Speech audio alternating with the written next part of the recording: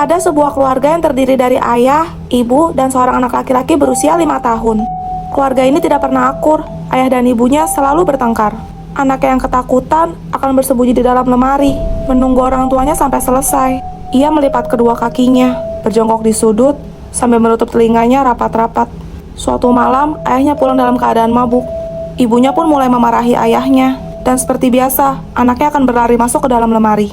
Tapi karena dikuasai amarah, ayahnya pun tak sengaja ibunya, dan diam-diam menguburkannya di halaman belakang rumah mereka. Keesokan paginya, ayahnya terbangun, bahunya terasa pegal, mungkin karena kelelahan menggali kemarin. Ia pun keluar kamar, dan mendapati anaknya sedang bermain di ruang tamu seperti biasa.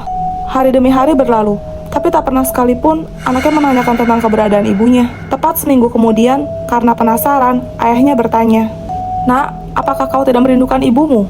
Anaknya menjawab, "Tidak ayah, sekarang aku senang karena ayah dan ibu sudah berbaikan." Sampai ayah terus merangkul ibu di pundak ayah setiap saat.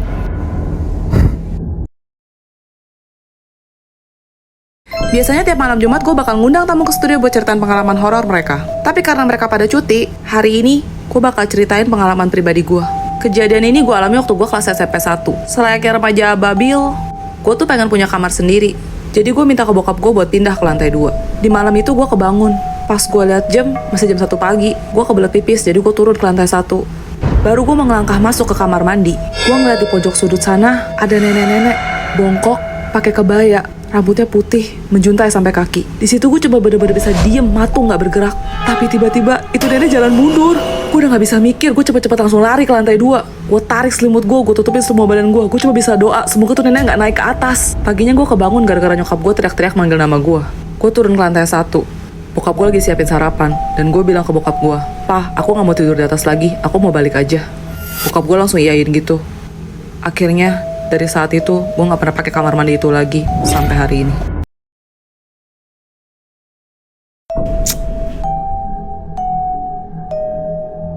Aku mendapatkan pekerjaan baru sebagai seorang pelayan di rumah keluarga yang sangat kaya. Karena mereka akan pergi berlibur selama beberapa waktu. Tapi, untuk bekerja di sana, ada peraturan yang tidak boleh aku langgar. Peraturan pertama, semua hewan peliharaan berada di luar. Jika kamu melihat salah satunya masuk, segera karena makhluk itu bukanlah hewan yang sesungguhnya. Peraturan kedua, jika lampu berubah menjadi warna merah, bawa bayinya dan kunci diri kalian dalam kamar yang ada di lantai 3. Jika gagal, kamu akan mengalami halusinasi. Segera sembunyi dalam lemari dan telepon majikanmu secepatnya.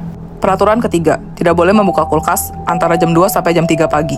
Jika kamu melanggar, kamu memiliki waktu 10 detik untuk berlari dan sembunyi dalam lemari. Peraturan keempat, jika kamu mendengar para hewan melolong secara bersamaan, segera tutup matamu selama 10 menit. Kamu mungkin merasakan ada yang mengendus-ngendus, tapi jangan buka matamu sedikit pun. Peraturan kelima, jangan pernah tinggalkan bayinya lebih dari 20 menit. Kamu mungkin tidak tahu kalau ada yang sedang mengawasimu, dan dia sangat tidak suka dengan orang yang ceroboh. Setelah mendengar tawaran gaji dari mereka, aku pun setuju. Tapi di hari kedua aku bekerja di sana, lampu berubah menjadi warna merah. Aku segera lari membawa bayinya ke lantai 3 untuk bersembunyi. Tapi aku tidak sengaja menemukan catatan terselip dalam lemari. Kalau kamu menemukan ini, cepatlah kabur. Majikanmu tidak pergi berlibur, dan segala peraturan bodoh itu hanya untuk membuatmu tenang. Jika salah satu peraturan itu terjadi, maka kamu tidak akan selamat. Karena kamu adalah tumbal yang akan mereka persembahkan kepada iblis.